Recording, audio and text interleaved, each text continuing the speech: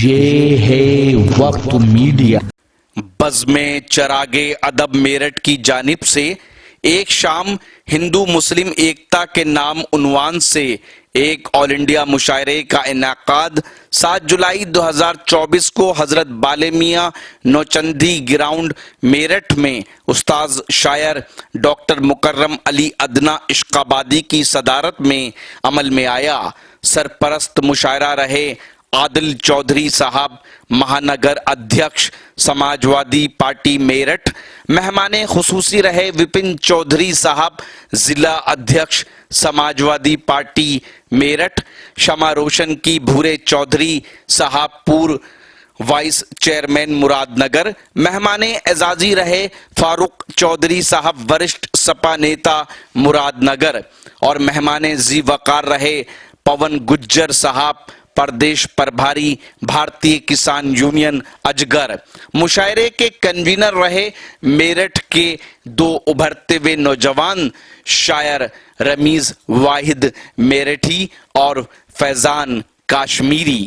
Ramiz Muawiya صاحب بہت ہی عمدہ لب و لہجے کے شاعر ہیں، حالانکہ میری ان سے پہلی ملاقات ہے، لیکن غائبانہ طور پر معلوم یہ ہوا کہ بہت اچھا شعر کہتے ہیں اور اس کو پڑھنے کا ہنر بھی جانتے ہیں۔ میں یہ 4 مصرے اپنے استاد محترم کے پڑھ کر ان کو آواز دیتا ہوں کہ چھوا چھو کھیل کا موسم بہت رنگین ہے، لیکن چھوا چھو کھیل کا موسم بہت رنگین ہے، لیکن دوپٹے سے میری آنکھوں پہ پٹی کون باندھے گا؟ ہمارے بعد جب سکھیاں تمہیں جھولا جھلائیں گی تو برگد پہ محبت کی نشانی کون باندھے گا؟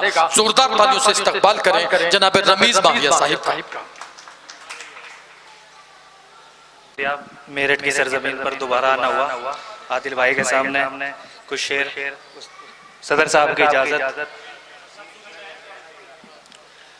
وہ نظر ملا رہا تھا، وہ نظر ملا رہا تھا، میرا کام چل رہا تھا۔ وہ نظر ملا رہا تھا، میرا کام چل رہا تھا، میرے دل کی وادیوں میں کہیں عشق پل رہا تھا۔ وہ نظر ملا رہا تھا، میرا کام چل رہا تھا، میرے دل کی وادیوں میں کہیں عشق پل رہا تھا۔ وہ بھی کیا حسین دن تھے تیرے میں قدے کے ساقی، وہ بھی کیا حسین دن تھے تیرے میں قدے کے ساقی۔ کوئی لڑکھڑا رہا تھا تو کوئی سنبھل رہا تھا، کوئی لڑکھڑا رہا تھا تو کوئی سنبھل رہا تھا۔ کہیں خاک ہو گیا کیا وہ ایک اژدہا سمے کا، کہیں خاک ہو گیا کیا وہ ایک اژدہا سمے کا۔ تیری ایک نظر سے پہلے وہ جو غم اگل رہا تھا، تیری ایک نظر سے پہلے وہ جو غم اگل رہا تھا۔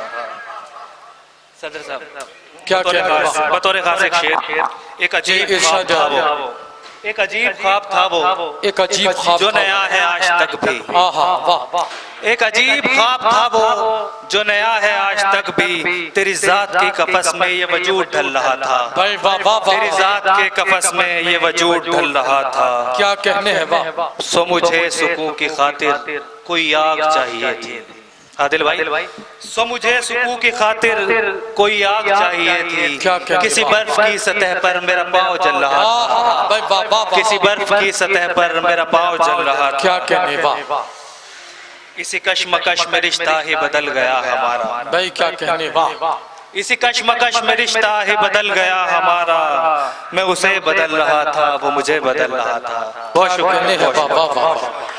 دوستو آپ تھے جناب رمیز ماویہ صاحب۔ میں جس شاعر کا تعارف کرانا چاہتا ہوں، بہرحال میں شفیق خان، وقت میڈیا کے لیے میرٹھ نوچندی سے۔